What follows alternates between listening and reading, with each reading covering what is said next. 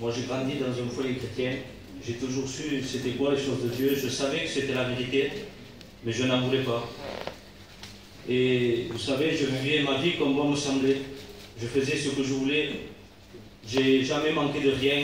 Je n'avais jamais connu l'angoisse. Et je vivais ma vie comme ça. Jusqu'à un jour où je ne m'y attendais pas.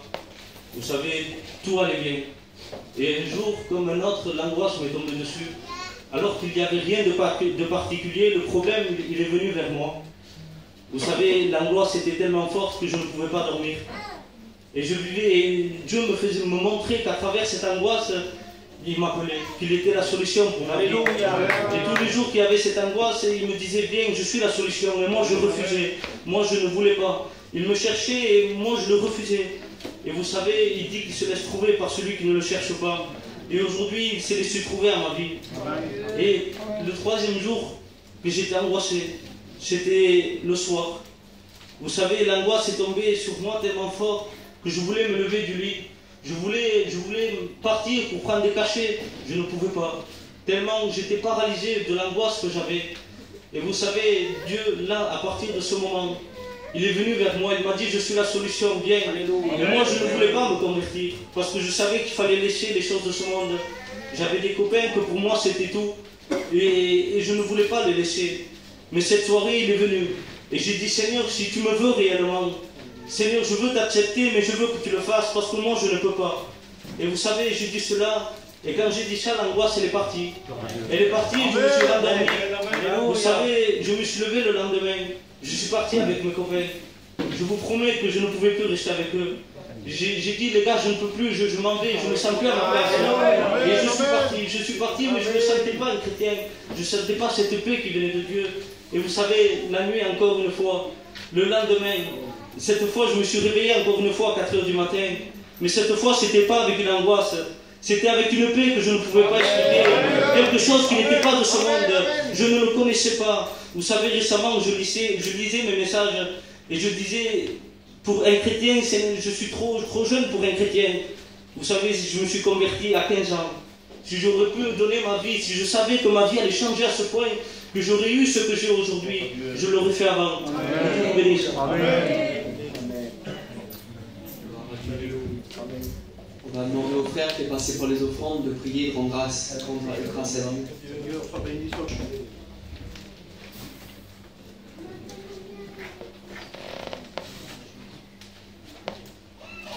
Moi, je dis bonsoir à tout le monde. On est venu ce matin, c'est-à-dire je suis parti ce matin, et comme je savais que je venais chez vous pour faire une réunion, je me suis mis en prière. Et je peux vous dire que l'Esprit de Dieu a tombé sur moi ce matin. Et dans le train, quand on est en train de rouler pour venir là, et ben, si je ne me retenais pas, il n'y avait pas de berger. Le même esprit que j'avais chez moi à 800 km d'ici, il était dans le train avec moi. Et c'était incroyable. Quand on est un chrétien, ben, c'est une chose terrible. Amen. Alors moi, vous savez, j'étais un garçon, un rétrograde, on va dire. Donc je suis parti de la maison de Dieu. Et puis je me suis dit, Seigneur, je suis parti, puis après dans ma tête, je me dis, j'étais un chrétien, je dis, je vais peut-être revenir à Dieu dans pas trop longtemps. Et j'ai touché à une chose que j'ai jamais touché de ma vie. Vous savez, la drogue, il n'y a pas d'âge pour toucher à ça. Et quand le diable, il m'a bien surpris, parce que quand j'ai laissé les choses de Dieu, il m'a fait tout de suite toucher à cette drogue. Et la drogue que j'ai prise là, j'avais des chaînes, ils étaient enchaînés, et je ne voyais rien du tout. Et ça a duré comme ça pendant des années, je vous dis la vérité. Dieu m'avait donné le baptême du Saint-Esprit. Je ne pensais même plus, je parlais même plus de Dieu, tellement que j'étais dans cette drogue. Et arrivé à un moment, je dis, Seigneur, plus jamais je vais me mettre derrière un micro pour parler de toi. Et j'ai resté comme ça longtemps. Et un jour, il m'est arrivé un problème avec mon fils. Parce que j'étais un garçon qui aimait bien Sarda, vous savez. J'ai tombé de chez le dos avec lui. Et quand j'ai tombé dans cette prison-là, je me suis vu vraiment à la terre. À la terre, j'ai dit, Seigneur, où c'est que je suis? Et je voyais toute la prison tomber sur moi. Et j'ai dit, Seigneur, mon fils, fais-le sortir, que moi je reste là, et ben, je connais, j'ai déjà tombé plein de fois en prison. Donc je me suis dit, fais sortir mon fils, et puis moi que je reste dedans, c'est pas grave. Et puis j'ai crié tellement à Dieu, parce que j'étais un ancien chrétien, et quand on crie à Dieu d'un cœur sincère, je dis la vérité, il répond. Il répond. S'il y a des rétrogrades dans la salle, je peux vous dire, faites-y confiance, parlez-lui d'un cœur sincère. Il va venir tout de suite. Et là, dans cette cellule, le baron d'évêque, il est revenu. Et le Saint-Esprit qu'il m'avait donné, ça faisait 10 ans que je parlais plus en langue. Il est venu dans la cellule, j'étais par terre, et en train de parler en langue. Je disais, Seigneur, comment t'es grand. Amen. Et là, je peux vous dire que le baron de l'évêque, il a fait le contraire de ce que j'ai dit. Parce que s'il avait laissé sortir mon fils, peut-être je serais pas là. Mais les plans de Dieu, il ne faut pas les détourner, il faut le laisser faire à Dieu. Et là, Dieu, il a fait le contraire. Il a fait garder mon fils qui est primaire, il n'a jamais tombé dessus de l'eau. Et que moi, je suis un garçon très noir là-dedans. Il n'y a rien à comprendre. Je passe devant la juge, elle me fout dehors à moi et elle fait garder mon fils. Et là, aujourd'hui, je peux vous dire, si je prie, je suis derrière l'estrade, c'est à cause de ça. Et ça fait 3 ans que je suis revenu à Dieu. Gloire à Dieu. Mais je peux vous dire qu'avant, j'avais tendance à marcher devant. Et aujourd'hui, j'ai compris que je me mets derrière lui. Tout ce qu'il fait, ben, il barre avec son bouclier. Et moi, je le suis. Alors, je n'avance pas trop. Et je m'excuse pour les lunettes noires. Je vous dis la vérité parce que, vous savez, dans la vie, j'étais un garçon qui a fait pas mal de choses. Et si je porte des lunettes noires, c'est parce qu'un jour, j'ai pris un coup de fusil dans les yeux. Et je vois 1/10 d'un œil. Donc, de là où vous êtes, je ne vois même pas s'il y a plein de monde. Je vois, par exemple, à 3 mètres, j'arrive à reconnaître la personne. Alors, des fois, je vois des gens que je ne dis pas bonjour, c'est pas de ma faute, c'est parce que je ne vois rien du tout. Mais Dieu n'a pas permis, parce que toute la vie, j'ai connu les choses de Dieu. Et je peux vous dire que là aussi, c'était une expérience pour moi. J'ai crié à Dieu, et Dieu m'a redonné la vue. Parce que j'ai resté 8 mois dans le noir, que je ne voyais plus rien du tout. La seule chose qu'il y a, il faut y faire confiance. Et quand je passais dans les doctaries, j'ai eu 12 opérations dans les yeux. Quand les docteurs ils me regardaient, ils disaient, mais monsieur Bess, vous savez, vous avez une étoile derrière votre tête, elle est comme ça. Il dit, parce que je me demandais comment j'allais vous dire que vous allez sortir de cet hôpital avec une canne blanche. Et aujourd'hui, je vois 1/10, et puis je peux vous dire, je fais pas mal de choses, mais je suis avec Dieu. Donc s'il y a des gens qui sont dans ma situation, ben, je peux vous dire, faites confiance. Parlez-lui d'un cœur sincère, comme j'ai fait ce matin.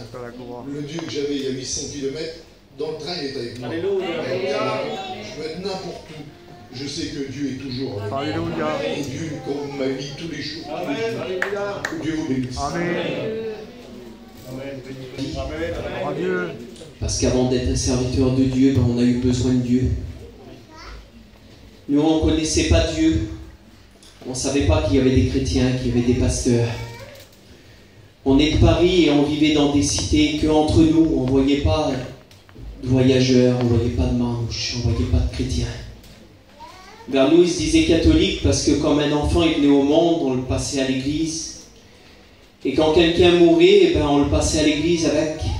Mais on ne connaissait rien du tout de Dieu.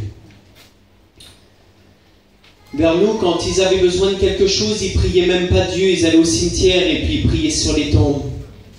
Et quand ils ne pouvaient pas aller au cimetière, ils mettaient les photos des défunts, ils allumaient les bougies et puis ils priaient les morts.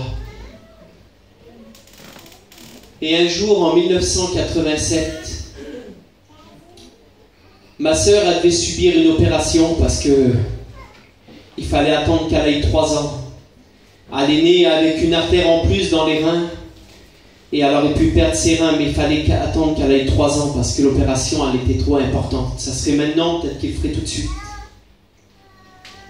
Et il y a une femme qui est venue chez nous, une voyageuse. Et cette femme-là, c'était une chrétienne.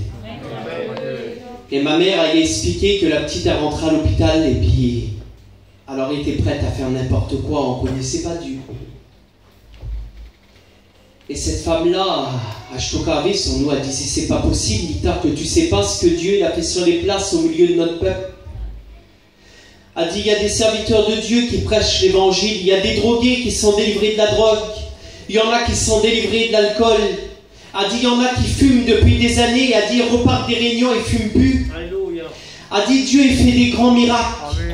A dit, juste à côté de toi, il y a une petite salle. A dit, moi, je les connais, les serviteurs. A dit, je vais leur dire, ils vont venir, ils vont prier pour ta petite, et ta petite, elle sera guérie.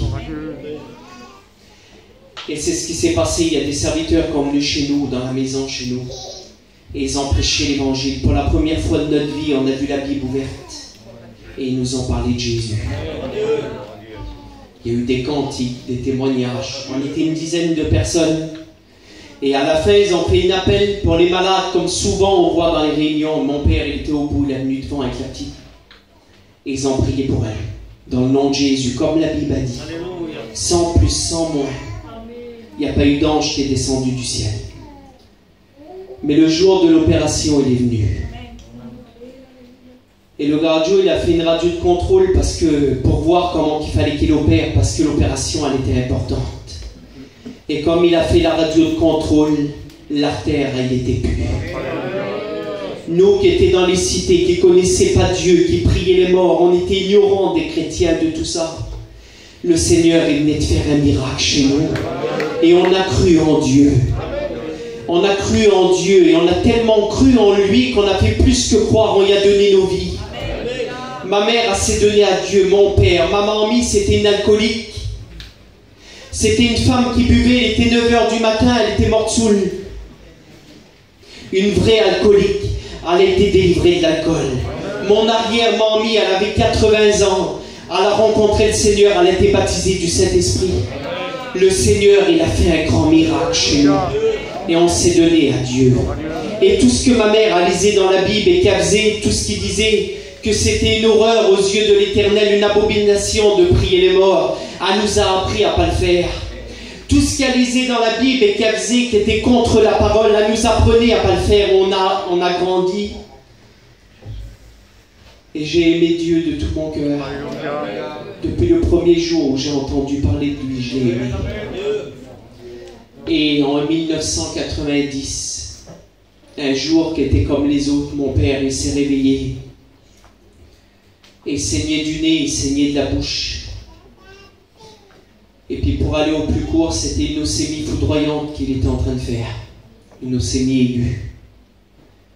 On l'a rentré à l'hôpital. C'était le vendredi quand il est rentré à l'hôpital. Et dans la nuit du lundi au mardi, il est parti auprès du Seigneur. C'est une chose de terrible, vous savez. Quand l'épreuve a frappé une vie, c'est une chose de terrible. Et le Seigneur, il était avec nous. Ma mère a connaissé Dieu. Et le jour où il est parti, on devait aller le voir à l'hôpital parce qu'il était dans une chambre en bas. La fenêtre de la chambre, elle était en bas. On aurait pu le voir. Il voulait nous voir. Et ça l'avait arrivé dans la nuit. Ma mère, elle nous avait rien dit. Elle nous a mis à l'école. Et quand je suis rentré de l'école, je dis, maman, on va pas voir tata à l'hôpital. Et ma mère, elle nous a assis par terre et elle a dit des mots qui ont marqué ma vie. Elle a dit, mon fils, parce que c'était moi le plus vieux, j'avais 7 ans. Ma soeur, elle en avait 5 et mon frère, il avait 1 an et demi à peu près, 2 ans. Elle nous a assis par terre. Et elle a dit des mots qui ont marqué ma vie. Et elle a dit, mon fils, elle a dit, tata, il était bien malade. Elle a dit, le Seigneur, dans la nuit, il a envoyé un ange pour venir le chercher. Elle a dit, mais dans pas longtemps. Dans pas longtemps, il y a un ange qui va sonner de la trompette dans le ciel et tous les chrétiens de la terre, ils l'entendront. Elle a dit, quand on entendra le bruit de la trompette, elle a dit, on lèvera les yeux au ciel parce que le bruit viendra du ciel. Le ciel s'ouvrira et on verra le Seigneur sur les nuées du ciel avec tous ses anges. Et ce jour-là, on reverra tata et on sera toujours avec lui, mon fils. Mais quand ma mère m'a dit ça, c'est comme une flèche qui est rentrée en moi. Je savais qu'elle disait la vérité. J'étais qu'un enfant. Et ça a marqué ma vie. Mais vous savez pourquoi ça a marqué ma vie? Parce que la Bible, elle dit qu'au son de la trompette et à la voix de l'archange, les morts en Christ ressusciteront. C'était un verset de la Bible que ma mère elle avait tourné pour qu'on comprenne. Et les mois, ils ont passé. Et l'ennui, elle s'est fait sentir. Et un jour, on était à l'école, on allait à l'école. Et avant tous les premiers mercredis du mois, il y avait toujours la sirène de la guerre. Et ce jour-là, il y avait la sirène de la guerre. Et moi, je croyais que c'était l'ange qui était en train de sonner de la trompette. Je suis resté toute la journée à regarder le ciel en attendant qu'il s'ouvre comme ma mère m'avait dit. Et c'était pas ça.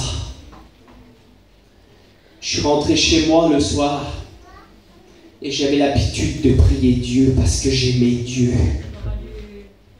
Je l'ai toujours aimé. Et ce jour-là, comme j'ai rentré chez moi, quand ma mère nous a couchés, j'ai parlé à Dieu. Et j'ai dit, Seigneur, c'est moi, Thibault. Fais attention que mon père, il n'aime pas froid. Parce que l'hiver a venu et je savais qu'il ne fallait pas prier les morts. Et je dis, Seigneur, tu l'embrasseras pour moi. Et tu lui diras que c'est moi. Et je me suis endormi, je me suis couché, je me suis endormi. Mais dans la nuit, il est venu un homme habillé en blanc. Cet homme-là, il m'a réveillé, il a enlevé la couverture de moi. Et il m'a levé de mon lit et il a dit, viens parce qu'il faut que tu vois quelque chose. J'ai plus vu le mur de ma chambre, mais j'ai vu des escaliers à perte de vue. Il m'a pris par la main et on a commencé à monter les escaliers. En une fraction de seconde, on était en haut.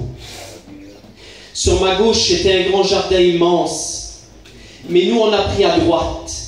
On est arrivé comme dans une grande salle. Tout était dans les nuages. Tout se passait dans le ciel. Et dans cette salle, il y avait un trône. Et il y avait un homme assis dessus. Cet homme-là, il était tellement grand que je ne voyais pas son visage. Je voyais en dessous son visage. Il était assis, regardait droit devant lui. Il était rempli de gloire. Toute sa gloire, elle était palpable. Elle prenait tout le ciel, toute sa gloire, toute sa victoire. Elle était palpable, on aurait pu la toucher. Et l'ange qui est venu me chercher, il a dit, regarde. Et comme il a fait ça avec la main, regarde. À la droite du trône, j'ai vu mon père. Il était habillé en blanc aussi, mon père. Il ne m'a pas parlé, je n'y ai pas parlé, mais quand il a regardé sur moi, il a rigolé dans son regard, dans ses yeux. C'était comme si il disait, mon fils, je suis bien. Je suis bien parce que je suis avec le Seigneur. L'ange, il m'a repris par la main. On est reparti par le même chemin qu'on est venu. On a redescendu les escaliers. Il m'a couché dans mon lit et m'a bordé comme les gardiens y font. Il a mis le drap, la couverture, il a replié le drap sur la couverture et il a bordé mon lit comme ils font les gardiens. C'était une chose que ma mère ne faisait pas, ça. Elle nous embrassait, elle nous couvrait, puis elle partait. Il a bordé mon lit.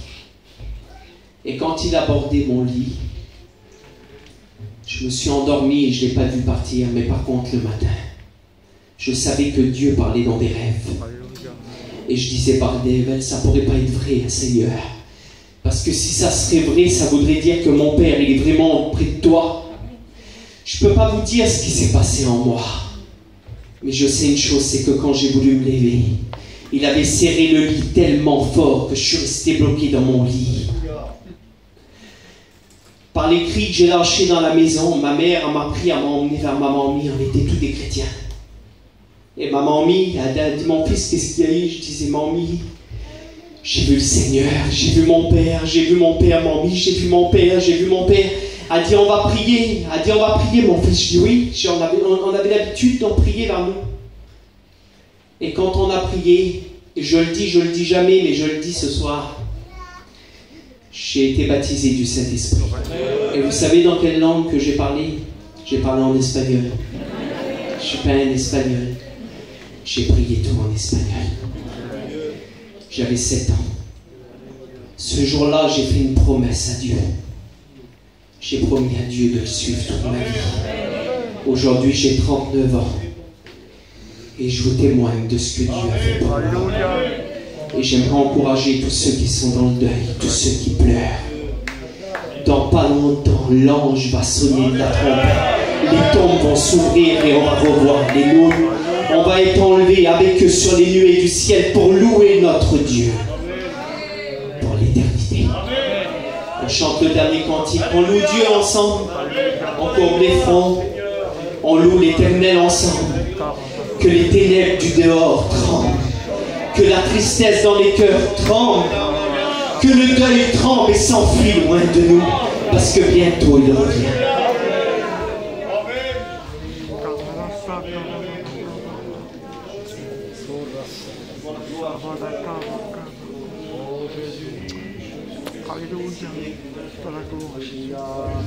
Et les paroles du cantique. Prions si vous voulez. Fermons nos yeux, c'est important de prier. Alléluia. Vous présentez encore, c'est pas de trop de prier 3 fois, 5 fois, 10 fois, 20 fois s'il le faut. C'est tellement important de prier Dieu.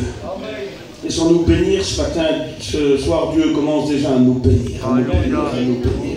Laissons-nous bénir, bénir, bénir, bénir. Laisse-toi bénir. Ferme tes yeux et laisse-toi bénir. Si Dieu veut venir te visiter, laisse-toi bénir. Tu retiens la bénédiction. Pourquoi? Dieu veut te faire du bien. Prions l'Éternel. Merci pour l'invitation. On est content d'être ici. Content d'être parmi vous. Car Dieu dirige toutes choses. Je demandais à un ancien qui prie pour moi. Je demandais à Tony qui prie le Seigneur pour moi. Et que l'Église prie aussi pour moi. Tu es le Dieu vivant et vrai. Que quand tu parles, tu accomplis ce que tu dis. Nous parlons beaucoup et nous n'avons pas la force d'accomplir parfois ce qu'on dit. Mais toi, quand tu parles, tu vas jusqu'au bout des choses. Toi, tu es le Dieu vivant et vrai. Le Dieu qui nous aime et qui nous aime. Tu aimes cette église, tu aimes cette assemblée, tu aimes tes pasteurs, tu aimes tes diacres, tu aimes, Seigneur, tes servantes. Tu aimes celui qui ne te connaît pas, celui qui est dans la misère, tu l'aimes. Et ce soir, Seigneur, tu es le Dieu qui est venu ici. Tu es là, Seigneur, tu es parmi nous. Tu t'es dérangé pour nous. Merci d'être ici, Seigneur. Brise les œuvres des ténèbres. Brise-les, Seigneur. Brise-les par ta sainte parole. Brise les ténèbres. Brise les ténèbres, Seigneur. Brise les ténèbres, Seigneur. Que des chaînes tombent, que des hommes soient libres par ta parole puissante, Seigneur. À ton nom la gloire, Père. Amen. Que le nom de l'Éternel soit béni. Gloire soit rendue à Dieu. Merci, Seigneur. Merci pour cette assemblée. Merci pour Dieu. Merci pour la Bible qu'il nous donne. Merci pour ceux qui sont assis ici. Tu es assis chez Dieu. C'est bien que tu sois assis chez Dieu. Des fois, on est assis dans les ténèbres, dans la misère, dans la souffrance, dans la douleur. Mais ce soir, tu es assis chez Dieu. Et quand tu viens chez Dieu, tout peut se passer. Amen. Tout peut changer. Alléluia. Dieu est tellement bon. Amen. Dieu est tellement fidèle. Amen. Dieu est tellement vrai. Amen. Nous, on n'est pas toujours vrai. Parfois, on est faux un peu. Vous me laissez parler avec mon cœur, s'il vous plaît. Amen. Je veux enlever le titre de pasteur. Et je ne voudrais pas me cacher derrière un titre. Je ne suis pas venu ici avec une supériorité de langage ou un titre de pasteur. Je voudrais vous parler en tant que frère. C'est bon quand tu parles en tant que frère. Et puis, si vous êtes venu écouter un homme, repartez chez vous, ce sera beaucoup mieux. Retournez à la télé, regardez un film, ce sera mieux. Les hommes restent que des hommes misérables. Toujours besoin de Dieu, toujours besoin de Dieu, toujours besoin de Dieu, toujours besoin de Dieu. Nous avons besoin de Dieu. Nous ne s'en sortirons pas si nous ne gardons pas Dieu. Si tu lâches Dieu, tu es perdu. Si tu lâches Dieu, tu es foutu. Si tu lâches Dieu, tu es un homme mort. Il ne faut pas lâcher Dieu. Lâche ta voiture, lâche ton billet, lâche tes sous, mais garde Dieu. Garde Dieu, c'est bien de garder Dieu. Si tu gardes Dieu, il va te garder. Si tu gardes Dieu, personne ne pourra te ravir de sa main. Vous savez, il y en a qui cherchent la paix. Vous cherchez la paix. Et puis la Bible dit, c'est simple ce qu'elle dit la Bible. Elle dit, attache-toi à Dieu, tu auras la paix. Beaucoup veulent la paix. C'est bien d'avoir la paix. Quand une maison, quand on est dans la paix, c'est extraordinaire la paix de Dieu. C'est bien quand on ressent dans une maison la paix de Dieu. Il y en a beaucoup qui veulent la paix en ce moment, mais personne ne veut s'attacher à Dieu. Si tu veux la véritable paix, tâche-toi pas un billet de 500 €, tu le brûles, il brûle. Tâche-toi pas aux choses éphémères, les choses qui sont appelées à disparaître. Mais pas tout à vigueur dans une maison, dans un camping, dans toutes ces choses. Il les faut, on n'est pas des déréglés, des désaxés, il les faut. Mais des fois, tu développes tout ce qu'il y a dans ton cœur pour des choses appelées à disparaître. Il faut s'attacher à Dieu. Amen. Amen. Tu t'attaches à Dieu. T'es pas bien, t'es pas bien. Dis pas que t'es bien, t'es pas bien. Dis pas que t'es bien, dis pas que t'es bien, je t'en prie, je t'en prie, je t'en prie, je t'en prie. C'est pas de jouer quelque chose. Tu es rentré ici, t'es en miettes. Ton cœur a explosé, t'es pas bien. Si tu voudrais dire un petit signe à Dieu, fais un signe à Dieu. Alléluia. Tout ce qui est angoisse, tout ce qui est dépression, tout ce qui est addiction, toutes ces choses qui sont sur toi là, tu ferais un signe à Dieu, un petit signe à Dieu, un petit signe à Dieu. Personne ne veut faire un signe à Dieu. Mais si ce soir, par ton cœur touché par la parole, si tu ferais un signe à Dieu, comment Dieu viendrait te libérer? Alléluia. Il viendrait te libérer que... Vous savez que le diable est un menteur? Le diable est un menteur. Le diable est un menteur. Pas beaucoup de domaines, hein? Vous y croyez au diable alors? Vous croyez à ces mensonges alors? Le diable est un menteur. Amen. Ben oui, il t'emmène s'il vous plaît. Amen. Il t'amène, il ment, c'est un menteur. Amen. C'est un vilain menteur. Alléluia. C'est vraiment un menteur, vraiment, il ment. Il ment vraiment. Il sait tellement mentir que la Bible dit qu'il est le père du mensonge. C'est lui qui l'a inventé. Ah oui, il ment. Il ment et puis tu sais ce qu'il dit. Arrête avec Dieu. Laisse-le Dieu, tu t'en sors pas quand même. Bon, je prêche simple, hein, je fais pas de la théologie, mais bon, on te dit, hein. Bon, je prêche avec mon cœur. Amen. Permettez-moi de prêcher avec mon cœur. Amen. Hein, permettez-moi. Alors, on ne sait pas ce que c'est la prédication. Hier, j'ai marqué quelque chose et j'ai couru vers mon beau-fils pour lui dire, j'ai marqué ça. Ah, il disait que ça me fait du bien. Il dit, j'ai tout de suite, je viens d'avoir un message, j'ai marqué ça. Et puis, je vais vous le dire ce que j'ai marqué parce que c'est pour vous. Ça y a fait du bien à lui, mais c'est pour vous. Le message transmis, c'est pour vous. C'est pour renverser la vapeur. La vapeur du diable qui est en train de t'étouffer. Le message renverse la vapeur. Le message de Dieu, il écrase l'ennemi. Il lui donne plus d'importance. Parce qu'il y a trop d'importance de l'ennemi dans ta vie. Tous ces mensonges ont pris trop d'importance. Et le message, il écrase l'ennemi. Il le brise. Il brise le message, brise l'ennemi. Il brise ses mensonges. Voilà ce qui fait le message de Dieu. Et ce que j'ai marqué hier, pour vous, c'est pas pour des autres.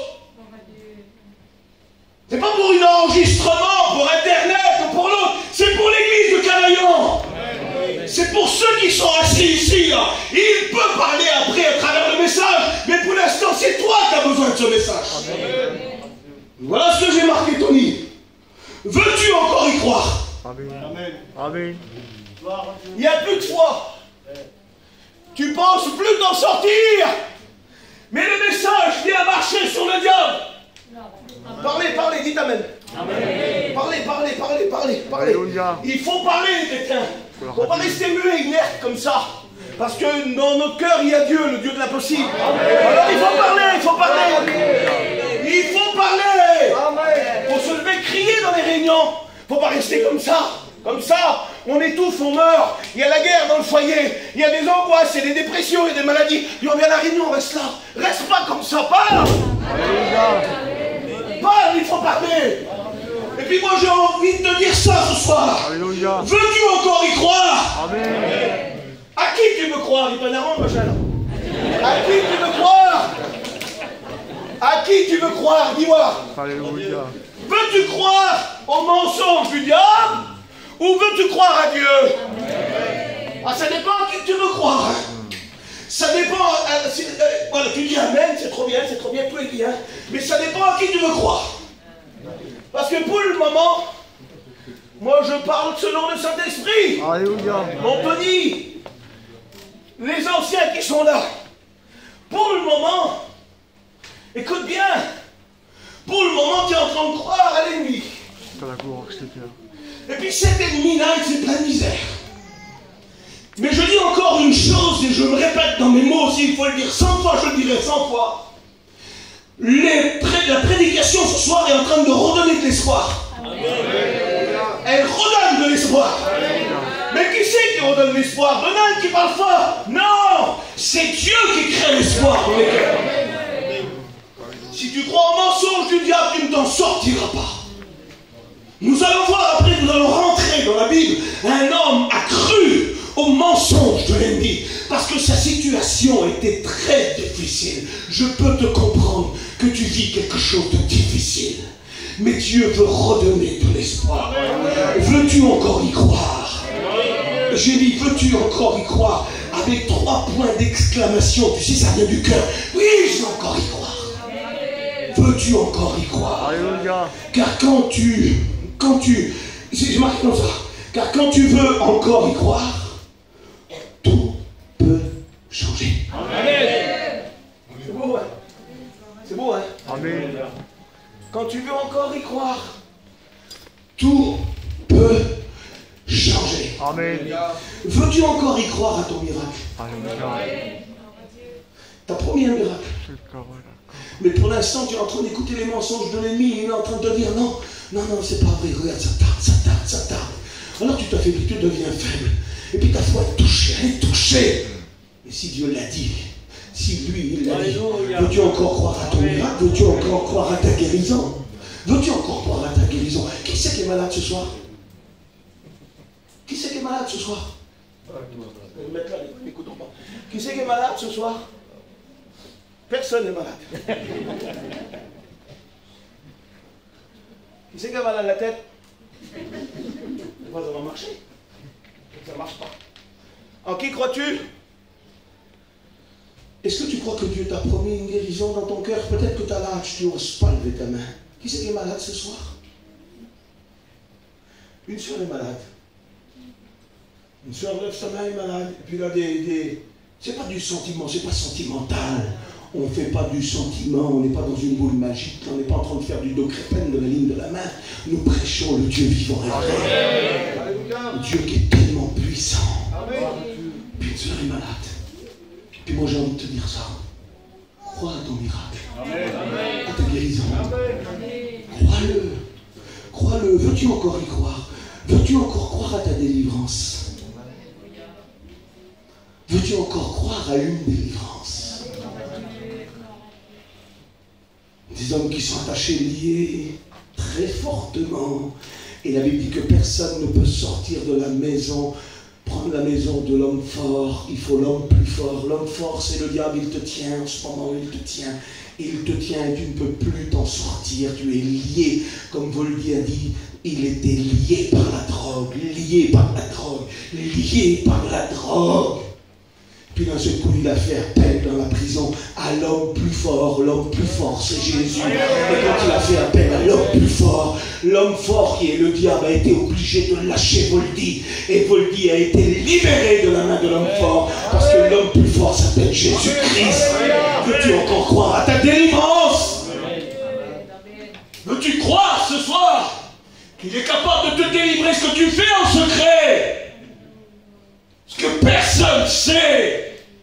Et que Dieu te reproche même pas. Mais c'est lié sur toi, c'est lié sur toi. Mais Dieu est capable de briser les chaînes ce soir. Dieu est capable de briser. Veux-tu croire encore à ta délivrance? Veux-tu croire encore à ta prière? Veux-tu croire encore à ta prière? Il y a des sœurs sans révélation spéciale, des frères ici qui ne croient plus à leur prière. Parce que plus ils prient, plus l'opposition se fait. Mais moi je voudrais te dire ce soir, veux-tu croire encore à ta prière? Le diable est en train de dire, non, arrête, ne prie plus, ça sert à rien. Le diable est un menteur, tu es un menteur, Satan. Jean 8, 44, il est dit que tu es le père du mensonge. Et ce soir tu as infiltré dans les cœurs que les hommes ne prient plus parce que Dieu n'écoute plus. Tu es un menteur. Ce soir Dieu est en train de dire qu'il faut encore croire à ta prière. Il va agir, il va bénir, il va faire quelque chose.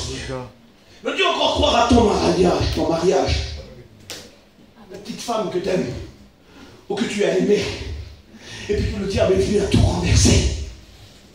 Il brise dans les familles, le diable, il brise.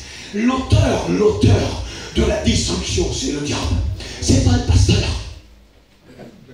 C'est pas le pasteur. Le diable dit c'est à cause du pasteur. Ou c'est à cause de la belle-mère. C'est à cause de toi, Satan. Rigole si tu veux, c'est pas rigolo. Parce que quand les foyers sont brisés, ils sont renfermés dans des esprits ténébreux. Et que tout est mort, tout est mort, tout est mort. Écoutez, s'il vous plaît, je vous dis quelque chose. Quand tout est mort dans l'Orient antique, avant, dans l'Orient antique, quand un temple était détruit, quand le foyer était détruit, quand l'ennemi était venu souffler, l'ennemi vient souffler. Toi, tu te réjouis à écouter, puis des foyers sont détruits. Aidons les foyers détruits, aidons ceux qui sont détruits à s'en sortir. Arrêtons de parler, on parle trop, ou on chante trop parfois. Parfois, il faut se mettre à genoux et tendre la main au lieu d'écraser ceux qui sont déjà morts. Il y en a qui sont morts, et nous on les écrase encore plus. Mais où est l'amour de Dieu? La puissance de l'Église, c'est pas un cantique, c'est pas une guitare, c'est l'amour que nous avons les uns pour les autres. C'est la puissance. Nous voulons écraser le diable. Hein? Alors il faut prier, il y a des tactiques maintenant. Vous avez vu, il y a des tactiques, des grandes tactiques. La seule tactique qui écrasera tous les œuvres du diable, c'est de s'aimer. S'aimer, puis s'aimer. Voilà, il faut s'aimer. Veux-tu encore croire à ton mariage? Mariage est détruit dans l'Orient antique quand un temple était détruit. Vous savez ce qu'on faisait? Savez-vous ce qu'on faisait? Le roi venait en personne. Et puis il demandait de reconstruire un temple tout neuf avec des fondations tout neuves. Mais il prenait une pierre qui était sur les ruines. Il prenait une pierre des ruines. Et puis la petite pierre, il l'a reposée sur les fondations. Et bien Dieu, à partir d'une ruine, il reste encore une petite pierre que le diable n'a pas pris. Et la pierre est encore dans ton cœur. Elle est encore dans ta vie. À partir de cette pierre, il reconstruit quelque chose de tout neuf. Il y a des foyers qui sont brisés ici. Des foyers qui sont brisés que le diable a aveuglés. Moi, je parle avec mon cœur selon Dieu. Je vous le redis encore. Le message, j'ai même pas de message pour demain. Mais Dieu le sait, je m'en tracasse. Vraiment pas. Vraiment pas, je m'en tracasse. Le message que là, il m'a donné hier soir. Je l'ai à peine médité, à peine regardé. Mais je sens que le Saint-Esprit est en train de me donner les mots. Les mots pour le besoin. Parce qu'il y a un besoin. Il y a des besoins. Veux-tu encore croire à ton mariage qui est détruit? Destruction totale. Et puis le diable te fait regarder à des personnes qui n'en sont pas la cause de ta destruction. Pas la cause de ta destruction. Tu sais qui c'est la cause de la destruction? C'est Satan. Amen. Si tu dois en vouloir à quelqu'un, tu dois en vouloir au diable, c'est tout. Et nous fermons la parenthèse, nous partons sur autre chose, mais Dieu t'a parlé tout de suite. Quand Dieu parle, il faut agir en conséquence. Il faut arrêter, il faut stopper, il faut arrêter. Il faut arrêter parce que tu vas aller de pire en pire. De pire en pire. De pire en pire. Veux-tu encore croire à ton mariage? Veux-tu encore croire? C'est marqué comme ça. Ça me faisait du bien hier dans mon cœur. Ça me faisait vraiment du bien. Si je peux aider quelqu'un à travers le message, je transmets de tout mon cœur. Mais si je pourrais, je transmets le message, moi après je ne peux plus rien faire. C'est Saint-Esprit qui parle, c'est tout. On n'est pas ici pour faire quoi que ce soit, on n'est rien. Transmets le message de Dieu, c'est tout. Comprenez-le bien, c'est tout. C'est pas de la théologie, c'est pas des grandes notes, on ne sait même pas comment parler, on parle tout l'envers. On ne sait pas parler, on ne sait pas parler. Tu vas encore croire à la réparation. Amen. Dieu peut réparer. Amen. Amen. Dieu peut réparer ce qui a été brisé. Alléluia. Dieu peut réparer ce qui a été brisé. Et puis j'ai mis à la fin, veux-tu encore croire en Dieu? Amen. Veux-tu encore croire en Dieu? Vous savez, un homme dans la Bible n'y croyait plus, lui. Tellement il souffrait. Quelle souffrance qu'il avait. Il avait de la souffrance dans son cœur. Il n'y croyait plus parce qu'il a eu des échecs. Il n'a pas frappé à la bonne porte. Il vivait une situation difficile, cet homme. Ça faisait longtemps que ça durait, longtemps, vraiment longtemps. Puis il y avait des scènes qui se passaient devant lui, qui terrifiaient sa vie. Il était terrifié, il ne savait plus comment faire. Puis d'un seul coup, quand les scènes arrivaient, il était pris de panique, cet homme. J'imagine un petit peu l'histoire de l'évangile de Marc au chapitre 9. J'imagine un petit peu ce qui s'est passé pour cet homme. Il n'y croyait plus. Il n'y croyait plus. Moi, j'ai dit ce soir, veux-tu croire encore? Veux-tu encore y croire? Mais lui, il n'y croyait plus parce qu'il s'avait trompé de porte. Il avait frappé à la mauvaise porte. Et puis cet homme-là, dans sa vie, savez-vous ce qui s'est passé? Il s'est passé quelque chose de terrible parce que cette épreuve-là, cette épreuve de cet homme, écoutez, il a un fils à la maison qu'il aime vraiment, vraiment il l'aime. Il l'aime, c'est son fils. Moi, je donne ma vie pour mon fils. Vous donnez votre vie pour vos enfants. On calcule même pas, on le fait tout de suite, sans calculer. Tellement l'amour pour nos enfants est puissant, elle est forte. Et on prend la place tout de suite, on signe pour mourir pour eux, tout de suite, sans calculer. C'est tellement que l'amour est puissant. Puis cet homme-là, le diable, Satan, avait pris son fils. Et il l'avait possédé d'un mauvais esprit. Puis quand l'enfant s'agitait par le mauvais esprit lui faisait faire des choses horribles qui détruisaient sa vie à ce petit. Savez-vous ce qu'il lui faisait faire? Quand l'esprit l'agitait, il le jetait dans le feu. Imaginez-vous la situation à la maison, s'il vous plaît. Prenez la place de cet homme quelques instants. Tellement l'esprit l'agitait, il le jetait dans le feu. Et après, il le jetait dans l'eau. Je pense que s'il se jetait dans le feu, sa peau était tout brûlée, défigurée, il était cet enfant. Puis cet homme-là va apprendre qu'il y a des miracles qui se font. Puis cet homme-là va aller voir un endroit et il va frapper à une porte qui pense avoir de l'espérance. Puis il va aller voir des hommes remplis de Dieu,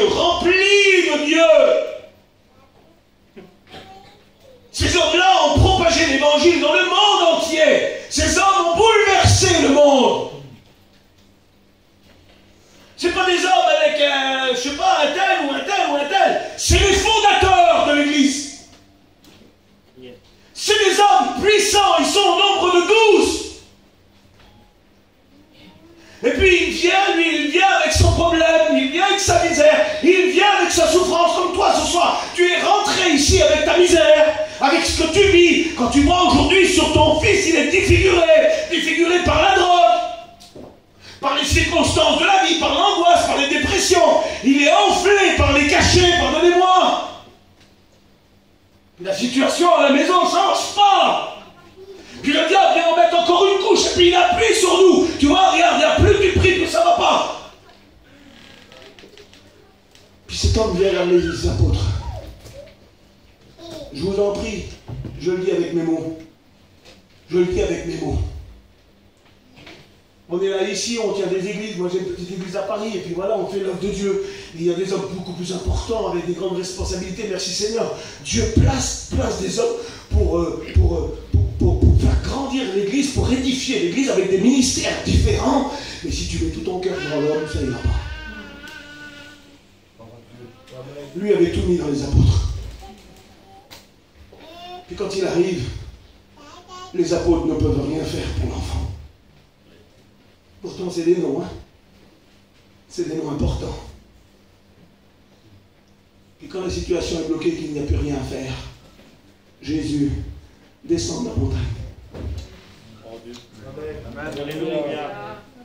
Quand la situation est morte, quand il n'y a plus de miracle, plus de guérison, plus de délivrance, quand les mariages sont brisés, quand les enfants sont détruits, quand il n'y a plus rien du tout et qu'on a frappé à la porte des hommes, et que tout a été toujours en abandon, et que nous vivons encore avec nos problèmes, Jésus voit et il descend de la montagne. Et quand il descend de la montagne, il voit cet homme. Et il parle avec cet homme. Et vous savez son problème à lui. Savez-vous où il a emmené son problème? Au pied de Jésus. Amen. Et il y a des situations, parce que les hommes ont parfois des têtes de bois. Tête de bois, comme Pinocchio.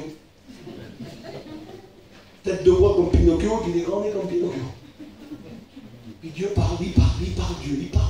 Il veut les sauver, il veut les aider, il veut les aider, il veut les aider. Puis d'un seul coup, ces hommes en question-là ont des grandes situations, des grands problèmes. Qui ne vient pas de Dieu, hein. Le mal, c'est le mal, hein. Comprenez bien, hein. Puis dans ces grands problèmes-là, ces hommes maintenant, les têtes de bois changent. Ils deviennent des têtes assez compréhensibles. Et qui peuvent se tourner vers Dieu. Puisqu'ils ont dit sur Dieu, les mensonges qu'ils ont dit sur Dieu, les nerfs rafraîchis, pardonnez-moi l'expression, et de la parabole, elle est peut-être bizarre. Parce que des fois, on doit changer de langage. Et puis dans le problème, on change de langage. Dans le problème, on s'adoucit. Dans le problème, on s'humilie. Et ce problème-là l'emmène au pied de Jésus. Amen. Et lorsqu'il vient au pied de Jésus, écoutez, il va faire une prière.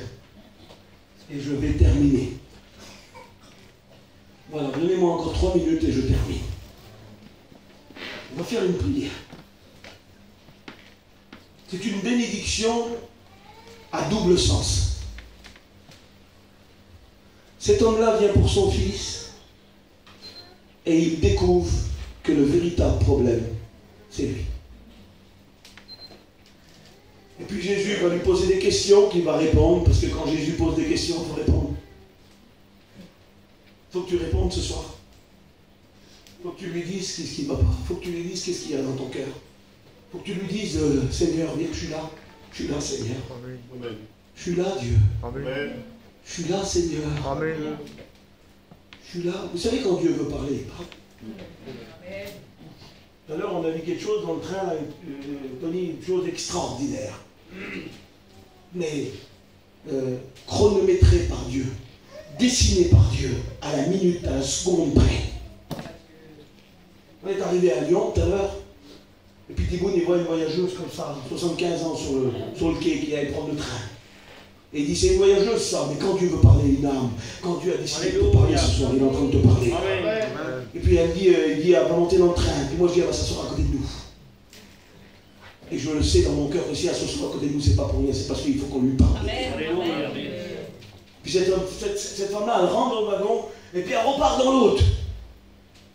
Et moi, je venais juste de dire qu'elle va s'asseoir à côté de nous. Et eux, ils ne disent rien, et puis il me le dit, il dit dans mon cœur, ben, il a quand même osé, Donald, ce qu'il a dit là. Puis d'un seul coup, elle part au bout, elle est perdue dans l'autre wagon là-bas, et puis le monsieur du train la ramène, et il la ramène juste à côté de nous.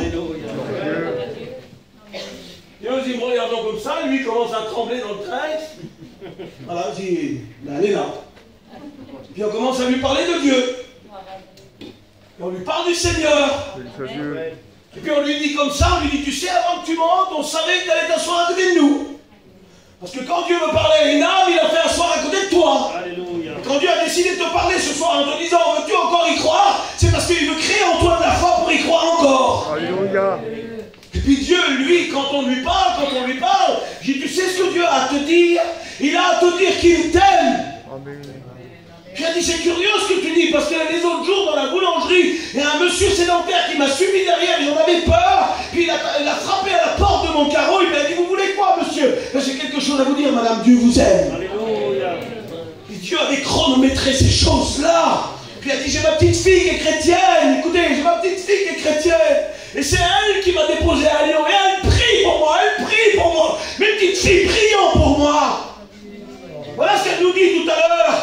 Elle dit, moi je fais rien de mal, mais mes petites filles prient pour moi. Puis là, je vois prendre le téléphone comme ça, puis elle est en train de dire, écoute, j'ai dit, lui à ta petite fille, t'es avec Donald, les deux serviteurs de Dieu. Et puis moi je m'appelle Donald. Et puis quand elle appelle à sa petite fille, elle dit, ma petite, elle dit, il y a des serviteurs de Dieu à côté de moi. Et puis il y a un homme qui s'appelle Donald. Puis vous savez ce qu'elle dit, la petite fille? Elle dit, Jai, comme ça, il dit, Jai, mamie, elle dit, nous. Mamie, elle dit, je suis dans l'auto en train d'écouter une prédication de Donald. Quand Dieu veut parler à une âme, il organise tout pour sauver une âme, pour sortir des griffes du diable. Il y en a qui sont dans les griffes, ils ne peuvent plus s'en sortir. Mais j'aimerais te dire ce soir, veux-tu encore y croire? Il fait une prière, il emmène son fils, il emmène son fils. Savez-vous ce qu'il dit? Jésus, regardez comment il prie, regardez. C'est peut-être toi qui es en train de prier comme ça. Jésus, peux-tu faire quelque chose?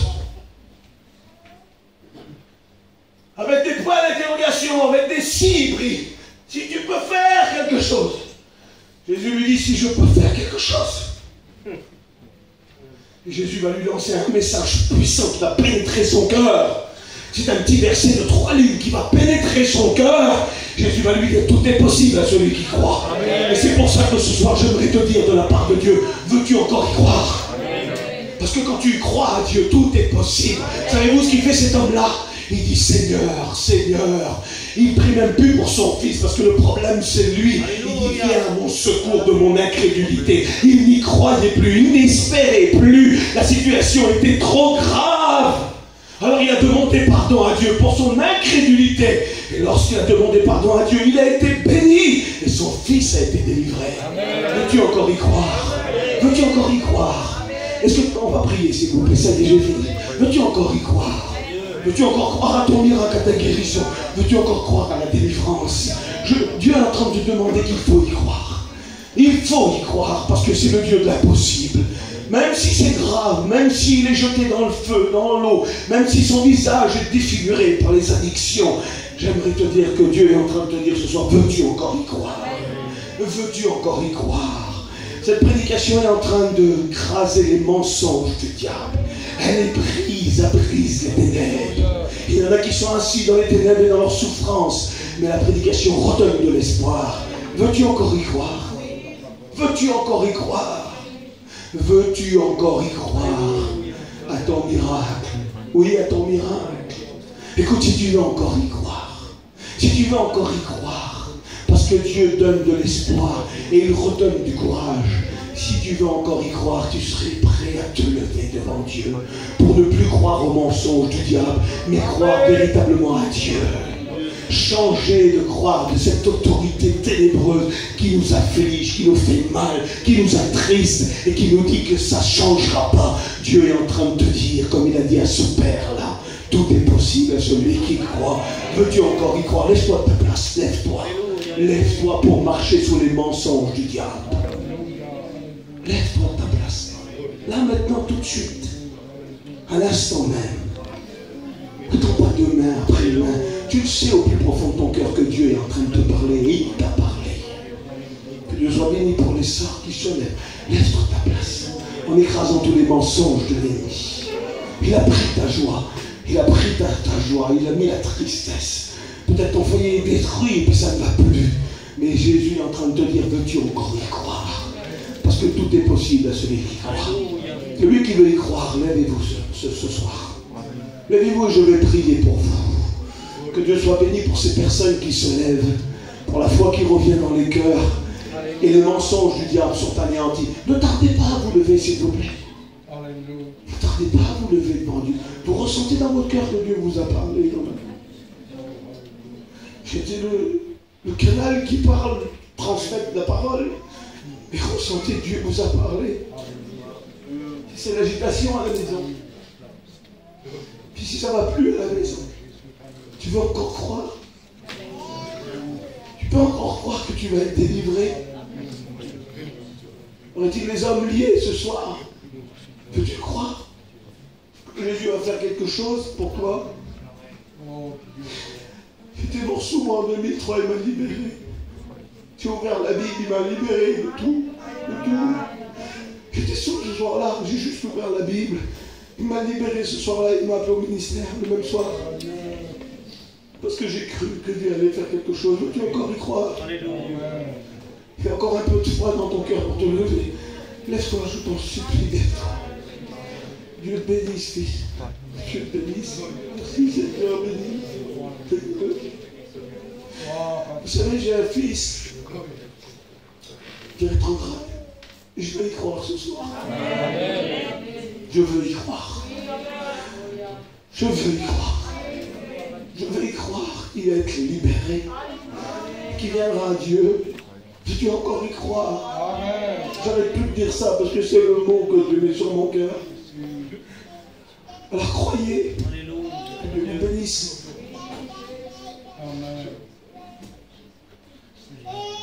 Nous allons prier. Nous allons prier.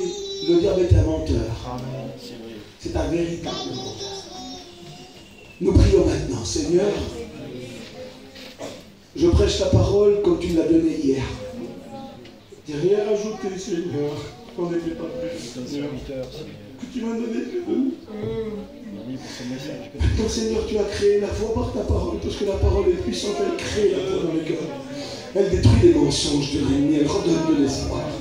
Elle dit ce soir que c'est possible avec Dieu. Tout est possible avec Dieu. C'est ce que tu as dit, Seigneur. Tu l'as dit à eux, à ceux qui sont devant moi, mes frères, mes sœurs, mes amis qui sont là, Seigneur. Alors, Seigneur, qu'à partir de ce soir, que tous les mensonges de demain, que tous les mensonges d'après-demain, que tous qui vont voir peut-être l'opposition, que cette parole résonne dans leur cœur. Qu'elle résonne pendant des mois, Seigneur. Comme elle a résonné pour cet homme qui n'y croyait plus, il désespérait. Parce qu'il s'est présenté devant des hommes. Mais ce soir, nous sommes devant Dieu. Nous sommes devant toi, Seigneur. Je remets mon fils entre tes mains. Je remets les foyers brisés entre tes mains. Je remets tous les hommes, Seigneur, qui ne s'en sortent plus, sont devant toi ce soir. Tous ceux qui pleurent, Seigneur. Tous ceux qui sont angoissés, Seigneur. Tous ceux qui veulent libérer, Seigneur, sont devant toi. Et parce que toi, tu l'as dit, Seigneur, alors tu le feras. Mais pour l'instant, Seigneur, cette parole qui a été annoncée comme toi tu l'as voulu, comme toi tu l'as voulu, Seigneur, alors que cette parole résonne, qu'elle résonne dans les jours à venir, qu'elle résonne encore, qu'elle écrase tous les mensonges de l'ennemi. Oui, la parole écrase et détruit les mensonges de l'ennemi. Et ce soir, Seigneur, en train de renouveler, de réfléchir, Seigneur, je te remercie, Père, je te remercie de tout mon cœur, Seigneur. Je demanderai à un frère qui vient prier jusqu'ici encore, vous pouvez vous asseoir. Puis je demanderai à Noé qui vient prier ici, s'il vous plaît. Que Dieu vous bénisse, gardez la parole de Dieu dans votre cœur. Gardez-la profondément, gardez-la profondément. Parce que Dieu, quand il parle, c'est pour agir. Il ne parle pas pour rien dire. Que Dieu soit béni. Viens, Noé. Viens, Noé.